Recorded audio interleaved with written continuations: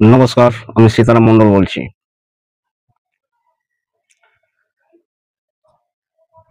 পশ্চিমবাংলার যে বিরোধী দলগুলো আছে, পশ্চিমবাংলার পুলিশকে বলে যে এরা নাকি দুষ্কৃতীকে আশ্রয় দেয় বা এরা দুষ্কৃতীর কথা অনুযায়ী চলে। পশ্চিমবাংলার পুলিশকে এরা সবসময় গালিগালাজ করে বিরোধী দলগুলো যেগুলো আছে। তো এরা পশ্চিমবাংলার মধ্যেই বা পশ্চিমবাংলাকে নিয়ে এরা নোংরা কথা বলে, পুলিশকে নিয়ে কথা বলে। আ বড় নেতা মন্ত্রীকে মানে তৃণমূলের উল্টাপাল্টা কথা বলে। আজকে এক্স একটা গেছে এক্স হ্যান্ডেল একটা দেখলাম। একটা বাঙালি ছেলে।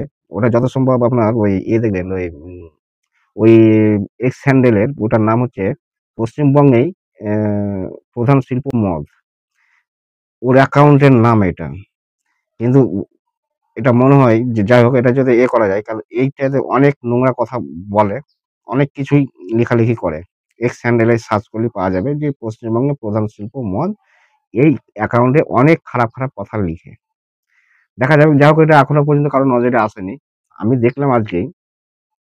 তো হ্যাঁ, যেটা বলছিলাম পশ্চিমবাংলার পুলিশকে নিয়ে এরা খারাপ কথা বলে বা পশ্চিমবাংলার পুলিশ বলে যে পশ্চিমবাংলার পুলিশ নাকি দুষ্কৃতীর দিকে নিয়ে চলে বা দুষ্কৃতীদের কথা শুনে চলে। কিন্তু আজকে একটা আপনারা ভিডিও দেখুন যে স্ক্রিনে যে ভিডিওটি দেখতে পাচ্ছেন, এটা হচ্ছে দিল্লির পুলিশ, বড় র্যাংকের পুলিশ। যাই হোক ওই প পদাধিকার বা কোন পদে আছে এটা বলতে পারব না। তবে বড় অফিসার ইনি। ইনি বিষ্ণু যে কি বিষ্ণু সাহেব বলে কথা বলছে। মানে ওকে কতটা মানে রেসপেক্ট করে, কতটা সম্মান করে তার ওর কথাবার্তাতেই বোঝা যাচ্ছে যে হ্যাঁ, রবি বিষ্ণই। ঠিক রবি বিষ্ণই। তো রবি বিষ্ণই সাহেব বলে কথা বলছে ওই অফিসারটা। তাতে ওই তো বললাম যে মানে কি ধরনের শ্রদ্ধা না করে আর শ্রদ্ধা করে বলে মানে থেকে বোঝা যাচ্ছে।